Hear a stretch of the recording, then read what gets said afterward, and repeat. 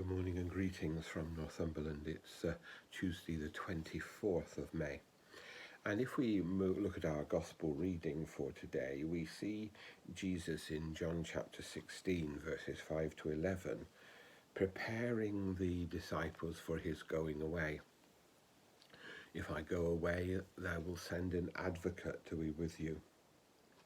And when he comes, he will prove the world wrong about sin and righteousness and judgment.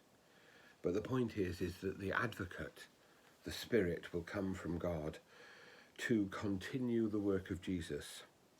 So Jesus is no longer localized, as it were, in the incarnation.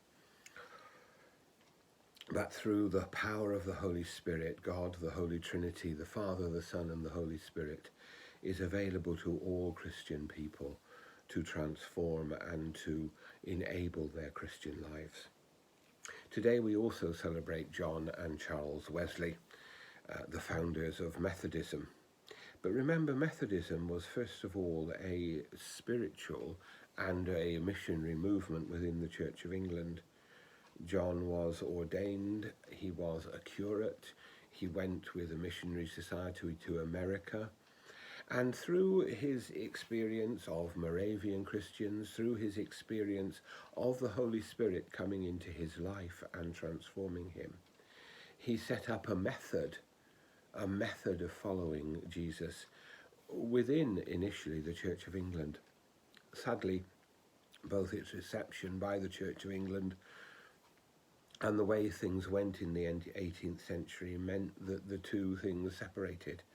And Methodism, instead of becoming a society within the Church of England, became instead a separate a separate sect, a separate Christian church. And there's a sadness in that we should learn from.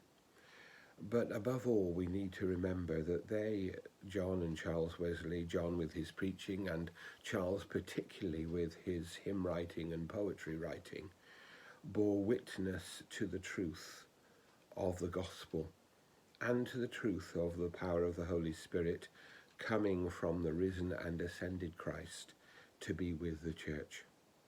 So as we prepare for the ascension this week, we take another step in this journey, this Easter journey, which is completed with the coming of the Holy Spirit on the day of Pentecost. May God, by his Spirit, bless us. May God, by his Spirit, bless the people of Ukraine.